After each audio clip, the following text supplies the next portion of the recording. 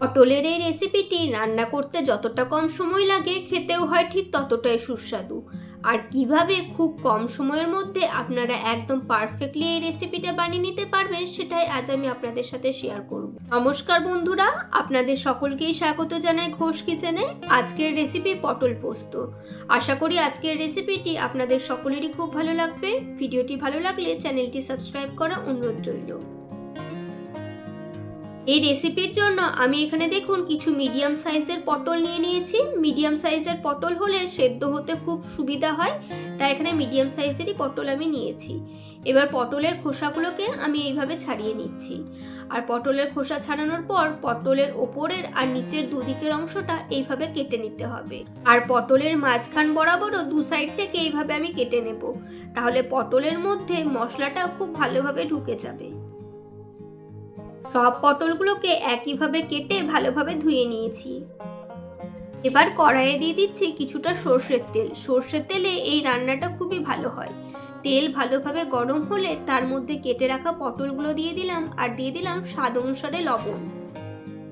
পটলগুলো ততক্ষণে low to medium ফ্লেমে ভাজা হতে থাক, আর ওইদিকে আমি ততক্ষণে পটল পোস্তর জন্য যে পেস্টটা তৈরি করতে হবে সেটা তৈরি করে নেব। এই পেস্টটা বানানোর জন্য আমি এখানে 3 চামচ পরিমাণে পোস্ত নিয়েছি। দিচ্ছি এখানে 2 চামচ পরিমাণে কালো সর্ষে। আপনারা এখানে কালো সর্ষের পরিবর্তে সাদা সর্ষেটা ব্যবহার করতে পারেন। হাফ চামচ পরিমাণে লবণ। লবণ দিলে পেস্টটা বাটতে খুবই সুবিধা হয়। আর দিচ্ছি সামান্য পরিমাণে সর্ষের তেল। সর্ষের তেল দিলে পেস্টটা তেতো হয় না। আর শেষে কয়েকটা কাঁচা লঙ্কা অ্যাড করলাম। পটল যেহেতু ভাজতে খুব একটা বেশি সময় লাগে না, তাই 3 থেকে 4 মিনিটের মধ্যে লো টু মিডিয়াম ফ্লেমে পটলগুলো দেখুন খুব ভালোভাবে ভাজা হয়ে গেছে। আর এই পটলগুলোকে খুব বেশি লাল লাল করে ভাজার প্রয়োজন নেই। এই সময় আমি এটাকে তুলে নিচ্ছি। আর দেখুন পেস্টটাকেও স্মুথভাবে আমি বেটে নিয়েছি। যে তেলের মধ্যে পটলটাকে ভেজেছিলাম ওই তেলের মধ্যে একটা শুকনো লঙ্কাকে ভেঙে অ্যাড করলাম, আর দিয়ে দিচ্ছি সামান্য পরিমাণে 5 ফোড়ন। সব কিছুকে একবার ভালোভাবে নাড়াচাড়া করে এর মধ্যে এই সময় অ্যাড করব হলুদ। হলুদটা তেলের মধ্যে দিলে কালারটা খুবই ভালো হয়। এরপর এর মধ্যে পাতলা পাতলা স্লাইস করে রাখা একটা টমেটো অ্যাড করেছি। টমেটোটাকে তেলের মধ্যে একবার নেড়ে চেড়ে এই সর্ষে আর পোস্তর পেস্টটা আমি এর মধ্যে অ্যাড করে দেবো।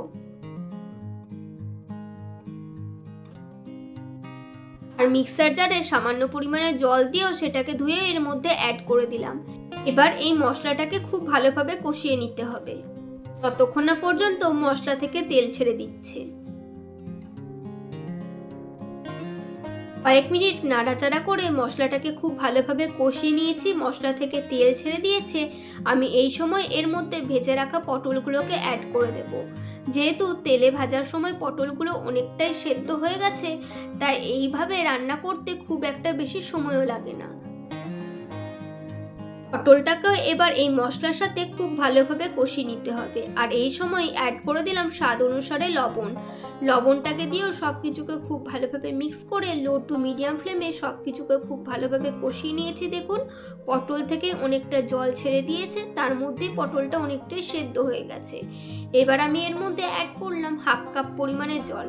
যেহেতু এটা গা মাখা মাখার একটা রেসিপি হবে, তাই খুব বেশি জল অ্যাড করার প্রয়োজন নেই। 3 থেকে 4 মিনিট রান্না করার ফলে দেখুন পটলটা একদমই গা মাখা মাখা হয়ে গেছে। এর থেকে বেশি কুক করার প্রয়োজন নেই। এবার সবশেষে এর মধ্যে কয়েকটা কাঁচা লঙ্কাকে আমি অ্যাড করলাম, আর ওপর থেকে দিয়ে দিচ্ছি 1 চামচ পরিমাণে কাঁচা সর্ষের তেল। এইভাবে কাঁচা সর্ষের তেল দিলে এর সুগন্ধটা খুবই ভালো হয়। তো চলুন গরম গরম এটাকে সার্ভ করা যাক।